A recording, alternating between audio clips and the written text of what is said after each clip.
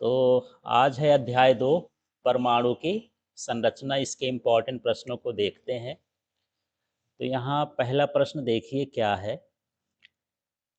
किसी तत्व का द्रव्यमान संख्या कितना है? 27। इसमें न्यूट्रॉनों की संख्या कितनी है? 14। तो इलेक्ट्रॉनों की संख्या कितनी होगी?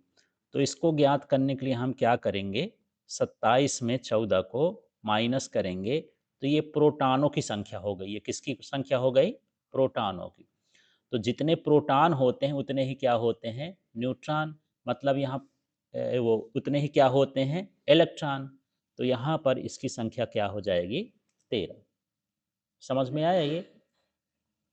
अब समस्थानिक में किसकी संख्या बराबर होती है बताओ? ये किसकी संख्या होती है? प्रोटॉन की, है ना। अब यहाँ रदरफोर्ड ने अपने प्रयोग में किस धातु पर अल्फा कणों की बौछार की थी? तो ये क्या था? सोना था। अब यहाँ देख लो, आप निकालो। एक परमाणु के लिए n का मान कितना है? 3। l का मान कितना है? 2। तो m का मान कितना होगा? तो जो m का मान है इस पर निर्भर करता है, इस पर। ठीक है। इसका होता है +-2 से, माने -2 चालू करेंगे, फिर -1, फिर क्या हो जाएगा 0, फिर क्या हो जाएगा 1, फिर क्या हो जाएगा 2। जब ये 2 हो तो माइनस से लेके कहाँ तक जाता है? प्लस तक। इसके कितने मान कुल हो जाएंगे? 5 मान। एलिमेंट का मान निकाले होगे ना परमाणु संरचना में, तो इस तरह से निकालते हैं। ठीक। तो इसका सही उत्तर क्या हो जाएगा? ये अभी बड़े प्रश्नों में इसका देख लेंगे। अब यहाँ पर क्लोरीन आयन में इलेक्ट्रॉनों की संख्या कितनी है? तो क्लोरीन में कितने होते हैं? 17। लेकिन यदि हम क्लोरीन का माइनस लिख दें, माने इसमें एक इलेक्ट्रॉन आ गया, तो कितना हो जाएगा ये? 18। ठीक है। ऋणात्मक का मतलब यही है इलेक्ट्रॉन का आना, तो इसमें क्या हो जाएगा? फिर यहाँ पर बोर का परमाणु मॉडल व्याख्या कर सकता है। तो एक परमाणु आयन या स्पेक्ट्रम जिसमें केवल एक इलेक्ट्रॉन हो। बोर के परमाणु मॉडल की कमियां ये होती है कि ये बड़े परमाणु के लिए लागू नहीं होता। ऐसे परमाणु के लिए लागू होता है जिसके अंदर एक ही इलेक्ट्रॉन हो, जैसे हाइड्रोजन है, उसके लिए लागू होता है। ठीक है। तो यहाँ पर हो गया। अब देख लेते हैं, रिक्त स्थानों की पूर्ति करिए। तो क्लोरीन गैस के परमाणु क्रमांक 17 है। इसके बाह्यतम कक्षा में खाली स्थान इलेक्ट्रॉन होंगे। तो इसका हम परमाणु विन्यास करेंगे। यदि अष्टक नियम से 2, 8, 7 हो गए, तो बाहरी कक्षा में कितने इलेक्ट्रॉन आ गए? 7। ये परमाणु विन्यास समझ रहे हो ना? अब देखिए, यदि संपूर्ण चुंबकीय क्वांटम संख्याओं का योग 7 है, तो दिगंशी क्वांटम संख्या कितनी होगी? ये दिगंशी क्वांटम संख्या कितनी होगी? 3। चुंबकीय क्वांटम संख्या को हम लिखते हैं m। m का मान 7 है। 7 का मतलब ये है कि ये कितनी चलेगी? -3, फिर -2, फिर -1, फिर कितना हो गया 0, फिर क्या हो गया 1, फिर क्या हो गया 2, फिर कितना हुआ 3। ये कुल मिला के कितनी हो गई? 7। तो इसका जो m का मान है वो कितना होता है? l का मान है वो कितना है? 3। ठीक है। जैसे अभी हम देखें कि l बराबर 2 है, यदि तो -2 से कहाँ तक ले जाते हैं? +2 तक। तो कितनी संख्या हो जाती है? 5। इसी तरह से इसमें दिया है कि यदि चुंबकीय क्वांटम संख्याओं 7 हैं, तो दिगंशी कितनी होगी? तो दिगंशी का हम क्या करेंगे कि इस तरह से हम निकाल लेंगे कि किसमें 7 आया था। 3 लेने में कितना आ गया? 7। माने उसकी दिगंशी क्वांटम संख्या कितनी होगी? 7। इस तरीके को समझना। फिर परमाणु के नाभिक में अवश्य रूप से खाली स्थान होता है, तो उसके भीतर क्या पाया जाता है? प्रोटॉन, है ना। न्यूट्रॉन हो या ना हो, लेकिन नाभिक में प्रोटॉन का होना जरूरी है। ठीक है। न्यूट्रॉन की खोज किसने की थी? चैडविक ने। उच्चतम तरंग दैर्ध्य वाली विकिरण का नाम क्या होता है? रेडियो तरंगें जो हैं सबसे अधिक होती हैं। फिर ये दिगंशी क्वांटम संख्या का मान 1 होने पर कक्षक का आकार कितना होगा? तो जब दिगंशी क्वांटम संख्या होती है, कितना है दिगंशी क्वांटम संख्या? 1।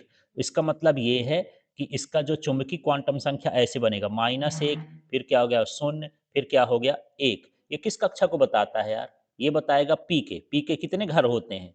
3। और पी का आकार कैसा होता है? डंबल के आकार का होता है ना। अब यहाँ पर देखिए, अगला है, नाभिक के चारों ओर वह स्थान जहाँ इलेक्ट्रॉन पाए जाने की प्रायिकता अधिक होती है उसे क्या कहते हैं? कक्षक। फिर एक तत्व परमाणु क्रमांक 30 है, उसकी द्रव्यमान संख्या 66 है, तो इसके न्यूट्रॉन कितने होंगे? तो 66 में हम क्या करेंगे? 30 को घटा देंगे, तो किसकी संख्या आ जाएगी? न्यूट्रॉनों की। चुंबकीय क्वांटम संख्या खाली स्थान से संबंधित है, तो ये किससे संबंधित है? अभिविन्यास से संबंधित है। अब यहाँ देखिए, जो गोल्डस्टीन है, गोल्डस्टीन ने क्या थी किया था, एनोड किरणों की खोज की थी। किसकी थी की थी? एनोड किरणों की। जे जे थॉमसन ने क्या किया था, ये किसकी किया था? कैथोड किरणें की। फिर ये मोसले ने क्या किया था, ये परमाणु संख्या। फिर यहाँ पर रदरफोर्ड हैं, तो रदरफोर्ड ने क्या किया था, ठीक है, परमाणु की संरचना को बताया था। रिडबर्ग ने क्या किया था, ये हाइड्रोजन स्पेक्ट्रम को बताया था। फिर यहाँ पर साडी है, साडी ने क्या किया था, ठीक, तो ये समस्थानिकों को बताया था। फिर हाइजनबर्ग है, तो अनिश्चितता का सिद्धांत। और समरफील्ड है, तो ये दीर्घवृत्ताकार ऑर्बिट। इस तरह से है। तो ये विशेष ज़्यादा इम्पोर्टेंट नहीं है, पढ़ना हो तो ठीक है, नहीं ज़रूरी नहीं है। अब यहाँ पर एक शब्द या एक वाक्य उत्तर वाले देखते हैं। इलेक्ट्रॉन की खोज किसने की थी? जे जे थॉमसन ने। डी ब्रॉगली समीकरण होता है लैम्डा बराबर एच बटे एम भी, ठीक है। दिगंशी क्वांटम संख्या को किससे दर्शाते हैं? एल से, ठीक है। हाइजनबर्ग की अनिश्चितता का सिद्धांत का सूत्र होता है डेल एक्स और डेल पी, ठीक है, greater equal to h upon 4 pi. Neutron की खोज किसने की थी? चैडविक ने। अब यहाँ पर 2 अंक के प्रश्न देखिए। यहाँ है 3D, कक्षक में से एक में है, तब इस इलेक्ट्रॉन का NLM का मान संभावित मान दीजिए। माने 3D कक्षा है, 3D कक्षा में कितने इलेक्ट्रॉन है? एक इलेक्ट्रॉन है। उस इलेक्ट्रॉन का N का मान बताना है, L का मान बताना है, M का मान बताना है। कैसे पता लगाएंगे? अब देखो, ठीक है, क्योंकि आपको एक कम समझ में आ रहा है। जो ये सामने संख्या होती है, ये N होती है। ये क्या होती है? N। तो n का मान कितना हो गया? यहाँ पर 3 हो गया।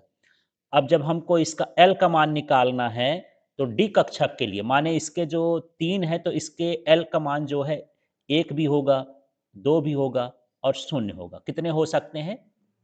3, ठीक है ना। जो 0 होता है वो s को दर्शाता है, ये p को दर्शाता है, ये किसको बताता है? d को। हमको किसके बारे में बताना है? d के बारे में। इसलिए यहाँ पर जो है l का मान कितना होगा? 2 होगा, है ना। एल बराबर एन बराबर कितना हुआ? 3। एल बराबर क्या हो सकता है? 0 भी हो सकता है। यदि 3s लिखा होता तो मैं क्या लिखता? 0। 3p लिखा होता तो क्या लिखता? 1। यहाँ 3d लिखा है, तो d के लिए कितना हो गया? 2। समझ में आ गया। और जब हमको ये 2 पता चल गया, तो फिर हमको यम का मान निकालना है, तो ये -2 से लेकर के कितने हो जाएंगे? +2। ये घर की संख्या बताता है, जैसे 1 2 3 4 5। तो डी कक्षक में कितने घर होते हैं? 5 कक्षक होते हैं, इसलिए ये m का मान कक्षकों की संख्या बताता है। इस तरह से हमको ये निकालना है। अब देखिए देहली आवृत्ति क्या है। प्रत्येक धातु के लिए आपतित प्रकाश की न्यूनतम आवृत्ति होती है, जिसके नीचे धातु की सतह से इलेक्ट्रॉन का उत्सर्जन संभव नहीं होता। इसे क्या कहते हैं? देहली आवृत्ति। जैसे मान लो ये धातु है, जब इसमें प्रकाश पड़ता है तो इससे इलेक्ट्रॉन निकलते हैं। तो ऐसा नहीं है कि कोई भी प्रकाश पड़े, हम टार्चें मारने लगे तो इलेक्ट्रॉन निकल जाएगा। इसकी क्या होती है? आवृत्ति। जैसे मान लो इसमें 20 किलो हर्ज की आवृत्ति डाल रहा हूँ, तो इससे इलेक्ट्रॉन नहीं निकल रहा है। ऐसे बढ़ाते बढ़ाते मैं जब मान लो 40 किलो हर्ज की आवृत्ति डाला, तो वैसे ही इलेक्ट्रॉन निकलना चालू कर देता है। जैसे 40 से 39 करता हूँ, इलेक्ट्रॉन निकलना बंद हो जाता है। तो इस आवृत्ति को हम क्या बोलेंगे? देहली आवृत्ति, है ना। कि यदि एक न्यूनतम आवृत्ति होती है, जिसके नीचे आवृत्ति होने पर इलेक्ट्रॉन का उत्सर्जन नहीं होता है, उसे क्या कहते हैं? देहली आवृत्ति। इस तरह से इसकी परिभाषा है। फिर कार्यफलन, या इसी को देहली ऊर्जा भी बोला जाता है। इसको क्या बोलते हैं? देहली ऊर्जा। तो वही सेम ही है, धातु की सतह से इलेक्ट्रॉन को उत्सर्जित करने के लिए आवश्यक ऊर्जा का मान। जैसे यहाँ पर इलेक्ट्रॉन है, यदि मुझे इलेक्ट्रॉन को निकालना है, तो यहाँ 20 जूल की ऊर्जा दे रहा हूँ, इलेक्ट्रॉन नहीं निकल रहा है। 30 जूल की ऊर्जा दे रहा हूँ, इलेक्ट्रॉन नहीं निकल रहा है। जैसे 31 जूल कर दिया, इलेक्ट्रॉन निकलना चालू हो गया। तो ये जो 31 जूल है वो क्या कहला गया? इसका कार्य फलन। तो एक न्यूनतम ऊर्जा है, यदि उससे नीचे हम ऊर्जा रखेंगे तो इलेक्ट्रॉन का उत्सर्जन नहीं होगा, ठीक है। या इलेक्ट्रॉन उत्सर्जन के लिए आवश्यक ऊर्जा को हम क्या कहते हैं? कार्य फलन। हाँ जी। अगला देखो, कैथोड किरणों की 2 विशेषताएं लिखिए। तो कैथोड किरणें किस में चलती हैं? सरल रेखा में। ठीक है। यदि इनके मार्ग में कोई अपारदर्शी ठोस रख दिया जाए तो ग्लास ट्यूब के दूसरी ओर इसकी छाया बनती है। जैसे मान लो ये लकड़ी है, इसके सामने मैं यहाँ पर कैथोड किरण के सामने इसको रख दूँ, तो यहाँ इसकी क्या बन जाएगी? छाया। जैसे लाइट के सामने आप खड़े हो जाओ तो आपके पीछे क्या बन जाएगी? छाया। तो इस तरह से इसमें भी छाया बनती है। ये किरणें धातु से टकराकर क्या उत्पन्न करती हैं? एक्स किरणें। ये किरणें कैसी होती हैं? ऋणावेशित होती हैं। अगला देखो यार, परमाणु क्रमांक और द्रव्यमान संख्या में अंतर। तो क्या हो गया? परमाणु क्रमांक परमाणुओं के नाभिक में उपस्थित प्रोटॉनों की संख्या है, और द्रव्यमान संख्या क्या है? परमाणु के नाभिक में उपस्थित प्रोटॉन और न्यूट्रॉन। यदि प्रोटॉन और न्यूट्रॉन को मिला देंगे तो इसको द्रव्यमान संख्या बोलते हैं। ठीक है। और ये परमाणु क्रमांक इसको किससे दर्शाते हैं? जेड से। इसको किससे दर्शाते हैं? ए से। देखो, दिए गए परमाणु क्रमांक जेड एवं परमाणु द्रव्यमान ए वाले परमाणु का पूर्ण संकेत लिखिए। ठीक है। तो संकेत लिखने का तरीका ये होता है कि जो परमाणु क्रमांक होता है वो नीचे लिखा जाता है, और जो द्रव्यमान होता है वो कहाँ लिखा जाता है? ऊपर। ठीक है। तो जैसे ये 17 है, तो 17 किसका होता है? क्लोरीन का। तो उसके नीचे हम 17 लिख दिए, और ए को कहाँ लिख देना है? ऊपर, 35। ठीक है।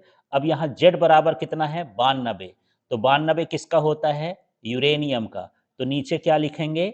92, और ऊपर क्या लिखेंगे? 233। अब ये जेड बराबर 4, ये 4 किसका होता है? बेरिलियम का। और ऊपर कितना होता है? 9। ठीक है। यदि मान लो इनका नाम याद नहीं, यार 4 तो हम लिख लेंगे लेकिन पता नहीं कि चौथे में कौन सा तत्व है, तब आप ऐसा लिख देना x, और इसको क्या लिख देना? 4, और उसको क्या लिख देना है? 9। ये लापता तत्व है, यहाँ पर ये लिख देना है, ये कौन सा तत्व है? अज्ञात। ठीक है। यदि याद आ जाए तो ठीक है, नहीं हो तो ऐसे आपको ये समझना है कि परमाणु क्रमांक को, माने जेड का मान को नीचे लिखा जाता है, और जो ए का मान है वो कहाँ लिखा जाता है? ऊपर। संकेत लिखने का तरीका होता है एक्स, नीचे ए, ऊपर क्या होता है? जेड। ठीक। सॉरी सॉरी, नीचे क्या हो गया? जेड, और ऊपर क्या हो गया? ए। अच्छा, ऐसा भी लिख सकते हो, इसको इस तरफ भी लिख सकते हो, इसको इस तरफ भी लिख सकते हो। कैसा भी लिखा हो ये ध्यान रखना, जेड हमेशा कहाँ रहेगा? नीचे, और ए वाला कहाँ रहेगा? ऊपर। इस तरह से दर्शाते हैं। ठीक। तो देखिए, निम्न प्रश्नों का उत्तर लिखिए। एक परमाणु कक्षक में n का मान कितना है? 3। तो मुझे l निकालना है, m निकालना है, इनके संभावित मान। तो कैसे कैसे निकालते हैं? सबसे पहले तो देखो कि n का मान कितना दिया है? 3। तो l का मान भी 3 हो जाएंगे। ठीक है। कहाँ से चालू करते हैं? उससे 0, 1, 2, उससे कम कर देते हैं, एक कम कर देते हैं। ठीक है। अब जब L का मान 0 होगा तो M का मान कितना हो गया? 0। माने सिर्फ इसमें S कक्षक भर रहेगी। 0 माने क्या होता है? S। अब देखो ये वाला मान लोगे 1 का, L का मान क्या मान रहा हूं? 1। तो M का मान +1 से -1। इसमें कौन सा कक्षक बनता है? P कक्षक। और P में ही कितने घर होते हैं? घरों की संख्या भी बता देता, कक्षकों की संख्या 3 मान आए ना, इसलिए इसमें कितने कक्षक होंगे? 3। समझ में आ रहा है? इसी तरह से देखो, अब एल का मान मैं क्या ले रहा हूं? 2। तो जब एल बराबर 2 रहेंगे तो एम का मान +2 से कहां तक जाएगा? -2 तक। ये किसको बताएगा? 1, 2, 3, 4, 5। 5 कक्षक किसमें होते हैं? डी में। तो यहाँ ये 5 कक्षक इस तरह से किसको बताता है? डी को बताता है। समझ में आया? ठीक है। तो डी कक्षक में ही हम ये कर लिए। अब यहाँ पर देखो अगला वाला, 3D कक्षक में इलेक्ट्रॉनों के लिए क्वांटम संख्या m और l के मान की लिस्ट दीजिए। तो अभी हम निकाले थे, n का मान कितना होगा? 3। अब इसमें क्या लिखा है? d। d के लिए क्या होता है? 0 से चालू करो। 0 किसके लिए? s के लिए। 1 किसके लिए? p के लिए। 2 किसके लिए? d के लिए। तो यह l का मान कितना हो गया? 2। ठीक है, तब ना डी बनेगा। और यहाँ पर m का मान निकालना है, तो अब d आ गया तो d में कितने घर होते हैं? 5। मतलब इसमें भी 5 होना चाहिए। तो -2, फिर -1, फिर 0, फिर +1, फिर +2। इस तरह से 5 आ गए, ये मान हो गया। इस तरह से क्वांटम संख्या निकालते हैं। ठीक है। अब मुझे बताओ तो इसमें क्या कक्षक संभव है? एक पी है तो बताओ n का मान। n बराबर 1। l बराबर क्या होगा? 1 हो जाएगा। ये थोड़ा गलत लिखा है। क्या 1 हो सकता है? n से हमेशा l का मान कितना है 1। इसमें पूछा क्या एक कक्षा संभव है, ये कक्षा संभव नहीं है। एक के साथ p आ ही नहीं सकता है, एक के साथ हमेशा क्या आता है s, तो ये वाला क्या हो गया असंभव। समझ में आ रहा है। अब इसका बताओ, इसमें n का मान कितना है 2, l का मान उससे 1 कम होगा, मतलब 0 हो जाएगा और क्या हो जाएगा 1। तो क्या इसमें यस संभव है, यस आ जाएगा ना भाई, 0 माने क्या होता है यस, यस आएगा ना, 2s होता है कि नहीं होता है। अब 2p की बात करते हैं, तो यहाँ पर n का मान कितना है 2, तो यहाँ पर l का मान कितना होगा 0 और 1, माने यस कहलाया और p आया, इसमें p है माने ये संभव है ना। ऐसे पता लगाएंगे। चलो 3f के बारे में सोचो, 3f के बारे में n बराबर कितना है 3, l का मान कितना होगा 0 होगा, 1 होगा, 2 होगा। 0 का मतलब क्या है s, इसका मतलब क्या है p, और 2 का मतलब क्या है d, इसमें लिखा क्या है f। क्या f संभव है, नहीं है। बस ऐसे पता लगाना कि ये संभव है कि नहीं। तो यहाँ देखिए फिर से एसबीटी नोटेशन का उपयोग करते हुए कक्षक के निम्न क्वांटम संख्याओं का व्याख्या करना है। तो यहाँ n का मान कितना हुआ 1, तो इसके सामने 1 लिखेंगे। यहाँ समझ लेना है l का मान 0 हो तो s, l का मान 1 हो तो p, l का मान कितना हो 2 हो तो d, l का मान कितना हो तो 3। तो यहाँ पर l का मान 0 है, n का मान 1 है तो ये 1s बन गया, n का मान 3 है तो सामने 3 लिखेंगे। 1 किसके लिए होता है p के लिए, तो यहाँ p लिख देंगे। फिर यहाँ n का मान 4 है तो 4 लिखेंगे। l 2 किसके लिए होता है d के लिए, तो यहाँ d लिख देंगे। और n का मान 4 है और l का मान 3 है तो 4 लिखे, 3 के लिए हम क्या लिखते हैं, तो ये हो गया 4f। इस तरह से हमको इसका नोटेशन करना है। ये चौथा प्रश्न है, इलेक्ट्रॉनों की क्वांटम संख्या नीचे दी गई है, इन्हें ऊर्जा के बढ़ते क्रम में व्यवस्थित करना है, इनमें से किसी भी संयोग में समान ऊर्जा हो तो बताइए। तो देखो यहाँ पर हमको ऊर्जा के बढ़ते क्रम में लिखना है। ऊर्जा का पता हम कैसे लगाएंगे, यहाँ पर n+l का सूत्र होता है, n+l का मान जिसका कम होगा उसकी ऊर्जा कम होगी। ठीक है, तो देखो यहाँ n का मान कितना है 4, l का मान कितना है 2, जोड़ोगे तो यहाँ पर इसका n+l का योग कितना आ गया 6, 6 हो गया ना, 4 और 2 को जोड़ो कितना हो गया 6। हमको n+l करना है। ठीक, इसके बाद यहाँ n का मान कितना है 3, l का मान कितना है 2, तो यहाँ पर कितना हो जाएगा ये 5। इसके बाद यहाँ पर देखो ये किसका है 4, ये कितना है 5 हो गया, 4 और 1 जोड़ेंगे तो कितना हो गया 5। अब यहाँ पर ये कितना है 3, यहाँ पर कितना है 1, तो 3 और 1 जोड़ेंगे तो कितना हो गया 4। ठीक है, लेकिन ये भी देखो यदि 4 और 2 है तो इसका कक्षक का नाम क्या बनेगा 4, n का मतलब क्या हो गया 4, 2 किसके लिए होता है d के लिए, तो इसका नाम क्या हो गया 4d। समझ में आ गया। अब मुझे ये बताओ, इससे देखो तो ये 2 है ये 3 है, तो क्या बनेगा ये 3d। ठीक है, इसके बाद ये क्या है 4 और 1 है तो 4, 1 किसके लिए होता है p के लिए, है ना। और इसका देखो 3 और 1 है तो कितना हो गया ये 3p। अब ये है आप बाऊ का सिद्धांत, आप पढ़े हो कि इलेक्ट्रॉन पहले उन्हीं कक्षाओं में जाता है जिसकी ऊर्जा कम होती है। तो अब हमको यही पता लगाना है कि सबसे ऊर्जा कम किसमें होगी, सबसे इलेक्ट्रॉन सबसे पहले किसमें जाएगा। तो इसमें देखो पहले यहाँ पर देखो n+l का मान कितना है सबसे पहले 4, तो पहले क्या लिखोगे 3p, सबसे ऊर्जा कम किसकी रहेगी 3p की। 3p के बाद आगे का देखो, अब क्या है ये 5 और 5 है। अब इनमें पहले किस में जाएगा, जिसमें n का मान कम होता है, तो पहले किस में जाएगा जब संख्या बराबर हो तब किसका मान देखते हैं n का मान। तो n का मान इसमें क्या है कम, तो यहाँ पर क्या हो जाएगा 3d। फिर 3d के बाद किस में जाएगा 4p, और 4p के बाद किस में भरा जाएगा 4d। इस तरह से ऊर्जा का क्रम हो जाएगा, है ना। तो हम लोग पढ़े थे n+l का नियम यही है कि n+ नियम के अनुसार इलेक्ट्रॉन उसी कक्षा में जाता है जिसकी ऊर्जा का मान क्या होता है कम होता है। यदि ऊर्जा समान है, यदि ऊर्जा समान है तो जिसकी क्वांटम संख्या का मुख्य क्वांटम संख्या का मान कम होगा उसमें जाएगी। जैसे यहाँ पर देखो इसमें n+l का मान क्या है समान है, तो जिसकी क्वांटम संख्या कम होगी 3 और 4 में कौन कम है 3, तो किस में भरा जाएगा पहले 3 में। इसलिए हमेशा 3d पहले आता है और 4p बाद में आता है। तो देखो मैं इसमें से कुछ चीज़ों को बता देता हूँ, बाकी फिर आप लोग कर लेना।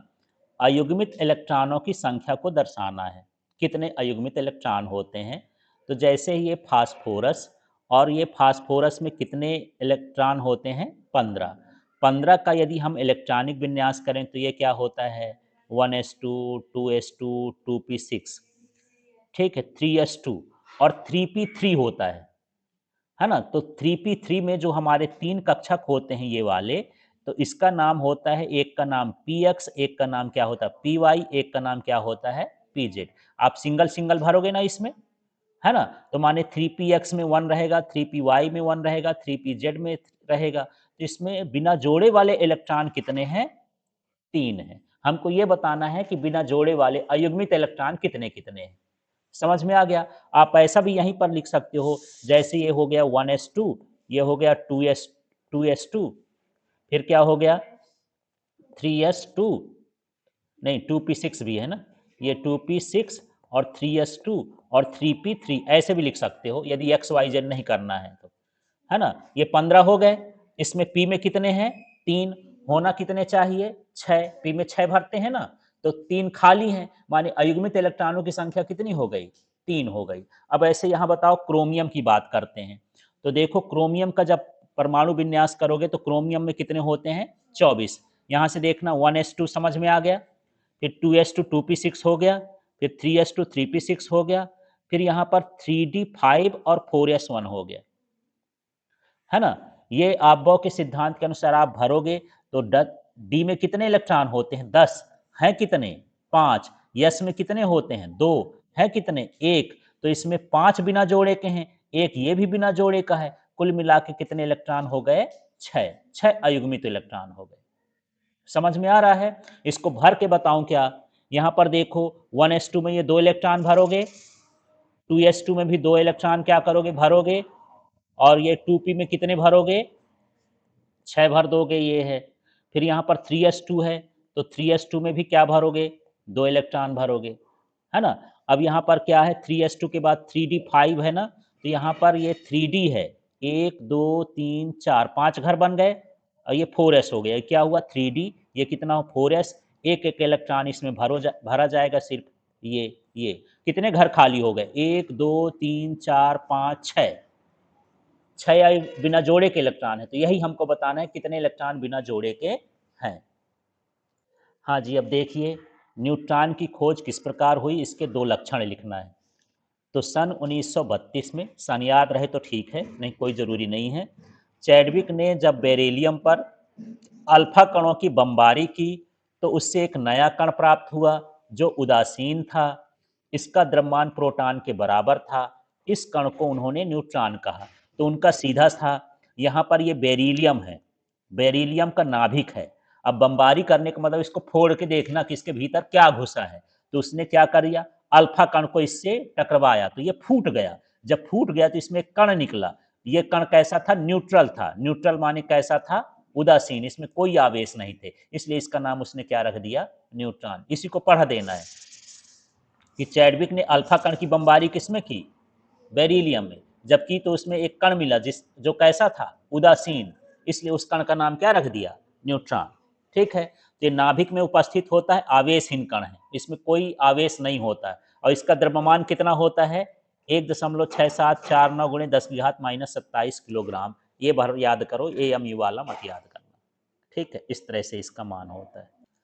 अब इसमें देखो क्या है, ये मैक्स प्लांक का सिद्धांत। किसी परमाणु या अणु द्वारा विकिरित ऊर्जा का अवशोषण या उत्सर्जन सतत न होकर के निश्चित ऊर्जा के बंडलों या पैकेटों से होता है, जिन्हें क्वांटम कहते हैं।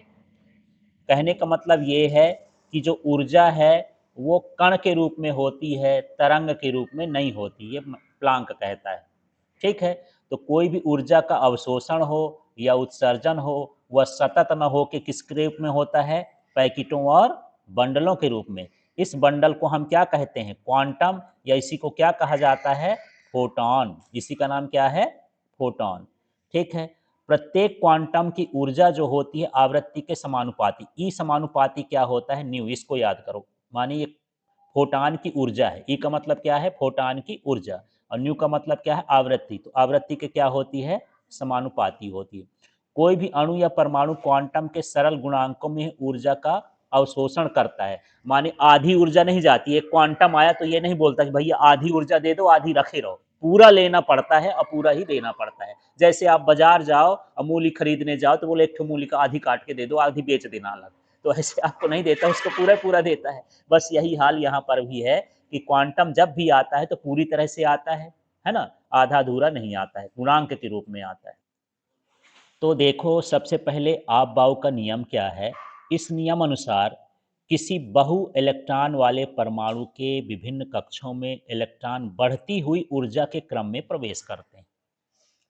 इलेक्ट्रॉन जो है उन्हीं कक्षाओं में प्रवेश करेंगे जिसकी ऊर्जा का मान क्या होगा, कम होगा, ऐसा भी बोल सकते हो।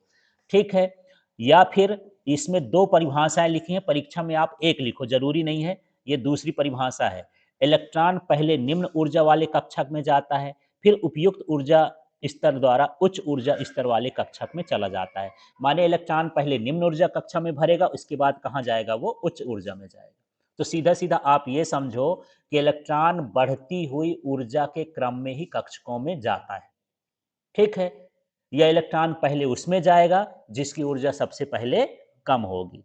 तो क्रम ऐसा नहीं कि 1 2 3 4 गिनती से बढ़ते जाएंगे। देखो इसकी गिनती बदल गई है, 1s हुआ, 2s हुआ, 2p हुआ, 3s हुआ, 3p हुआ। 3 के बाद 3d ना आना चाहिए, लेकिन बीच में कौन घुस गया, 4s। इसके n प्लस एन का मान निकालो। देखो 4 के लिए n का मान कितना है, 4, और s के लिए क्या होता है, 0।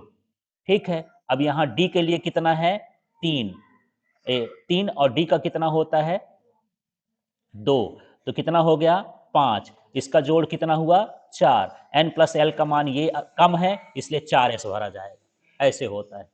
लेकिन अब ये क्रम आपको थोड़ी ना याद रहेगा, याद करने का तरीका देखो। ये आप चित्र बनाओगे, पहले ऐसे लिख लोगे 1s 2s 3s 4s 4 है ना, 6s 7s, नाम लिख लोगे इस तरह से। फिर ये पीपी वाले लिख लोगे, फिर 2 में तो डी नहीं रहता, डी वाले लिख दोगे, किसके लिखोगे, 4f वाला। ठीक है, तो इस तरह से इसको उल्टा घुमाना है। ये एस से किस में आएगा, 2s में, 2s से किस में भरा जाएगा, 3s में, 3 से किस में भरा जाएगा, 2p में, है ना। 2p से फिर ये इधर से लौट के आएगा, किस में भरा जाएगा, 3p में, 3p से किस में आ जाएगा, 4s में, और 4s से किस में आ जाएगा, ये 5s में, फिर 4p में, फिर 3d में। ऐसे उल्टा उल्टा यहाँ से चलना होता है। ठीक है, तो इसको पढ़ के, और यही क्रम यहाँ पर लिखा है, ऊपर जो क्रम लिखा है इसी के अनुसार लिखा है। ठीक, तो आप बाउ का नियम सीधा समझो कि इलेक्ट्रॉन पहले उन कक्षाओं में प्रवेश करता है जिसकी ऊर्जा का मान कम होता है, या इलेक्ट्रॉन बढ़ती हुई ऊर्जा के कक्षाओं में प्रवेश करता है। ये सिंपल सा आप बाउ का सिद्धांत है। फिर ये चित्र बना लेना। ठीक है, और चित्र गलती ये हो जाती है, आपको इसको ऐसे जाना है, इस साइड से जाना है, ऐसे इस साइड से जाके इस साइड से लौट के आना है, तब सही बनेगा। उल्टा मत करने का, इधर से यदि चल दिए ऐसे करके ऐसे आ गए तो गड़बड़ हो जाएगा। ठीक है, इसलिए आपको चित्र बना करके एक बार देख लेना है कि किस क्रम में भरा जाएगा। अब यहाँ अगला प्रश्न है, पाउली का अपवर्जन नियम उदाहरण सहित लिखिए, इसकी उपयोगिता भी लिखिए। तो पाउली का अपवर्जन नियम क्या है, किसी भी परमाणु में किन्हीं दो इलेक्ट्रॉनों की चारों क्वांटम संख्याएं समान नहीं हो सकती हैं, बस इतना है, दूसरे शब्दों वाला आप छोड़ देना। ठीक है, तो देखो मान के चलो कि सारी संख्याएं समान हो, n का मान समान हो, l का मान समान हो, लेकिन m का मान समान हो। ठीक है, लेकिन उसकी क्वांटम संख्या समान नहीं होगी। थोड़ा सा इस उदाहरण देखो, यहां पर देखना, ये 1s2 लिखा है, इलेक्ट्रॉन कितने हैं इसमें, 2, तो यहां n का मान कितना है, 1। ठीक है, किस इलेक्ट्रॉन के लिए, पहले वाले के लिए। l का मान भी कितना है इसमें, s के लिए क्या होता है l, 0। m का मान भी कितना होगा, 0। इसके इलेक्ट्रॉन का s क्या होगा, +1/2। अब दूसरा इलेक्ट्रॉन लेते हैं तो इसमें भी n का मान कितना है, l, 1। l का मान कितना है, 0। m का मान कितना है, 0, लेकिन इसका मुंह कहाँ है, उल्टा, इसलिए इसका क्या हो जाएगा, -1/2। क्या चारों संख्या समान हो गई, ये समान है, ये समान है, ये समान है, लेकिन स्पिन क्वांटम संख्या क्या हो गई, अलग। तो किन्हीं भी दो इलेक्ट्रॉनों की जो ऊर्जा होती है या चारों क्वांटम संख्याएं होती हैं वो समान नहीं हो सकती हैं। यही कहता है कौन, पाउली अपवर्जन का नियम। ये हुंड का नियम जो है जोड़ा बनवाता है, थोड़ा देखना कैसे जोड़ा बनवाता है। ठीक है, हुंड का नियम के अनुसार किसी भी उपकोष के कक्षकों में इलेक्ट्रॉनों के जोड़े तब तक नहीं बनते हैं जब तक कि उस उपकोष के समस्त कक्षों में एक एक इलेक्ट्रॉन नहीं चला जाता है। जैसे मान लो आपके पास यदि 3D में या 3D में 7 इलेक्ट्रॉन हैं और इसमें कितने घर होते हैं, 5। अब इनको भरना है 7 इलेक्ट्रॉन को, तो ऐसा नहीं भरना है कि ये 2 और ये 2 4 और ये कितना हो गया 2 6 और ये कितना हो गया 7। गलत मेथड हो गई। ये कहता है कि भैया, हुंड का नियम ये कहता है कि पहले इनको एक एक भेजो सब में ऐसे। तो पहले अकेले अकेले भरते हैं, फिर जो बचते हैं वो किसका काम करते हैं, जोड़ा बनाने का काम करते हैं। ठीक है, ऐसे इतने इलेक्ट्रॉन भरे जाएंगे ना, 5 2 कितने हो गए 7, ये सिंगल सिंगल रहेंगे। तो यही कहलाता है हुंड का नियम कि किसी भी उपकोष में इलेक्ट्रॉन पहले अलग अलग प्रवेश करते हैं, इसके बाद क्या बनाते हैं, जोड़ा बनाना चालू करते हैं। ठीक, तो देखो यहाँ पर डी ब्रागली संकल्पना है, प्रत्येक गतिशील सूक्ष्म कण तरंग की गुण को प्रदर्शित करता है। डी ब्रागली ये कहता है कि कोई भी गति करता हो कण, वो इसमें क्या होता है, तरंग होती है। ठीक है, तो प्लांक के क्वांटम सिद्धांत के अनुसार जो ऊर्जा है, क्वांटम की ऊर्जा क्या होती है, E equal to h nu. Einstein के अनुसार द्रव्यमान ऊर्जा संबंध से E इक्वल टू क्या है, एम सी स्क्वायर। ठीक है, अब इसको और इसको एक दूसरे के क्या कर देना है, बराबर। ये मैं लिखा एम सी स्क्वायर बराबर क्या हो गया, एच न्यू। अब यहाँ पर देखो, न्यू का जो मान होता है वो क्या होता है, सी अपॉन लेमडा। यहाँ से सी और सी कटेगा, अब हमको लेमडा निकालना है ना। तो यहाँ पर लेमडा का पक्षांतर करेंगे तो लेमडा बराबर क्या हो जाएगा, एच अपॉन एम सी। ये क्वांटम का हो गया, लेकिन अभी आप भी नहीं लिखोगे तो डी ब्रागली का नहीं कहलाएगा। डी ब्रागली क्वांटम की नहीं बताता है तरंग दैर्ध्य, वो बताता है किसी गतिशील कण की। तो यही सूत्र लिखेंगे ये वाला, केवल सी की जगह पर हमको क्या लिख देना है, भी। सी का मतलब ये प्रकाश के लिए हम निकाले हैं।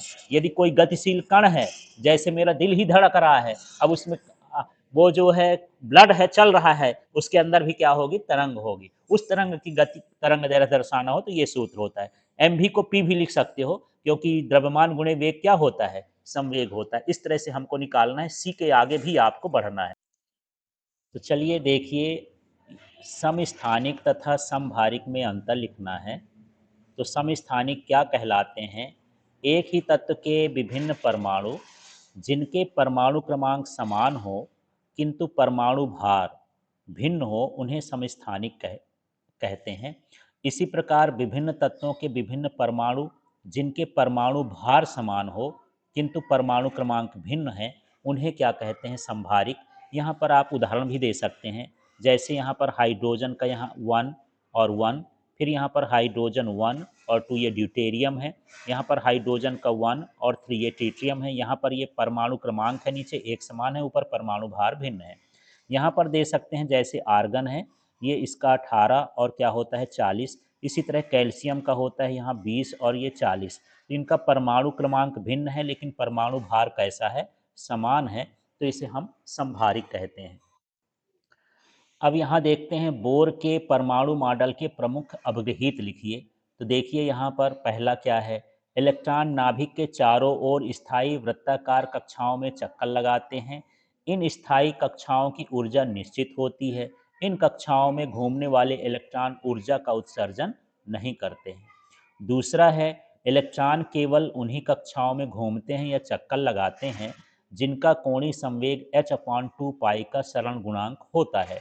इन कक्षाओं को स्थायी कक्षा कहते हैं। यहाँ पर ये बाकी ये सारी चीज़ें नहीं लिखना है, आप सूत्र लिख सकते हो m v r equal to n h upon 2 pi, या ऐसे सिंपल से लिख देंगे एल बराबर, एल माने कोणीय संवेग होता है, एन एच अपॉन 2 पाई। तीसरा देखिए, इलेक्ट्रॉन सामान्यतः अपनी ऊर्जा के अनुरूप वाली कक्षा में ही चक्कर लगाता है, किंतु यह जब बाहर से ऊर्जा अवशोषित कर लेता है तो यह कूद कर उच्च ऊर्जा वाली कक्षा में चला जाता है। यहाँ ये 10 की घात -8 सेकेंड ठहर कर तुरंत निम्न ऊर्जा वाली कक्षा में आ जाता है। वापस लौटते समय इलेक्ट्रॉन विद्युत चुंबकीय तरंगों के रूप में ऊर्जा का उत्सर्जन करता है। इस तरह से ये 3 इसके जो हैं बिंदु हैं, इसको आपको अच्छे से याद कर लेना है। अगला प्रश्न है, कक्ष और कक्षक में अंतर लिखिए। तो नाभिक के चारों ओर निश्चित वृत्ताकार पथ में जिस पर इलेक्ट्रॉन गमन करता है कक्ष कहलाता है। नाभिक के चारों ओर त्रिविमीय क्षेत्र है जहां इलेक्ट्रॉन के पाए जाने की संभावना अधिकतम होती है, उसे कक्षक कहते हैं।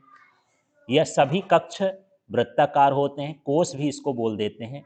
यस कक्षक के अलावा विभिन्न कक्षकों का आकार अलग अलग होता है। एस कक्षक जैसे गोलाकार हो गया, पी कक्षक डंबल के आकार हो गया, इसी तरह से हर कक्ष का आकार अलग अलग होता है।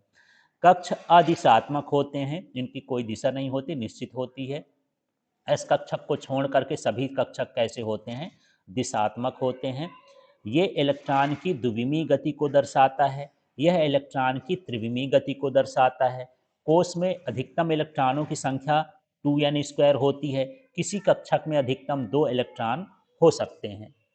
अब देखिए यहाँ अगला प्रश्न है n+l का नियम क्या है, इसको भी समझ लेते हैं। तो विभिन्न कक्षकों में n+l नियम के अनुसार भरते हैं, जहां n मुख्य क्वांटम संख्या है, l दिगंशी क्वांटम संख्या है। इस नियम के अनुसार नया इलेक्ट्रॉन उस कक्षक में पहले प्रवेश करता है जिसके लिए n+l का मान सबसे कम होता है। लेकिन यहाँ पर और देखिए, जैसे 2s और 2p है, तो इसके लिए n और l का मान निकालेंगे तो 2s के लिए n+l का मान 2 है, 2p के लिए 3 है, तो पहले इलेक्ट्रॉन किस में प्रवेश करेगा, 2s में प्रवेश करेगा। यदि 2 या 2 से अधिक कक्षकों के लिए n+l का मान समान है तो नया आने वाला इलेक्ट्रॉन उस कक्षक में प्रवेश करेगा जिसके लिए n का मान कम होता है। जैसे यहाँ 4p है और 3d है, इन दोनों के लिए n+l का मान 5 है, तो इसमें जो मुख्य क्वांटम संख्या ये 3 है, इससे कम है, तो पहले इलेक्ट्रॉन 3d में प्रवेश करेगा। इस तरह से आपको n+l का नियम उदाहरण सहित आपको बताना है। अब यहाँ पर देखिए, क्वांटम संख्याएं किसे कहते हैं, समझाइए। परमाणु में किसी इलेक्ट्रॉन को पूर्ण रूप से अभिव्यक्त करने के लिए जिन संख्याओं की सहायता ली जाती है उन्हें क्वांटम संख्या कहते हैं। अब ये 4 प्रकार की होती हैं। मुख्य क्वांटम संख्या n से दर्शाते हैं, दिगंशी क्वांटम संख्या इसको l से दर्शाते हैं, चुंबकीय क्वांटम संख्या इसको m से दर्शाते हैं, चक्रण क्वांटम संख्या इसे s से दर्शाते हैं। अब यहाँ पर जो है इनकी परिभाषाएं हम लिख देते हैं। अब बात करते हैं मुख्य क्वांटम संख्या, तो इसे n से दर्शाते हैं। यह इलेक्ट्रॉन के मुख्य कोष को प्रदर्शित करती है। इसकी सहायता से नाभिक से इलेक्ट्रॉन की औसत दूरी, इलेक्ट्रॉन की ऊर्जा, इलेक्ट्रॉन के अक्ष के प्रभावी आयतन का निर्धारण किया जा सकता है। अब यहाँ दिगंशी क्वांटम संख्या क्या है, इसे L से दर्शाते हैं। यह उपकोषों को प्रदर्शित करती है। इससे इलेक्ट्रॉनों का कोणीय संवेग, उपकोषों की आकृति, किसी उपकोष में उपस्थित उपकोषों की संख्या का निर्धारण करते हैं।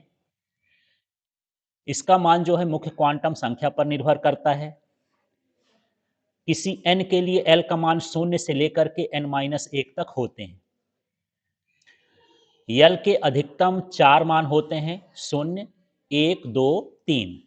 तो 0 का मतलब यस है, यदि L का मान 1 है तो उसका मतलब P है, और यदि L का मान 2 है तो उसका मतलब D है, L का मान 3 है इसका मतलब क्या है, F है।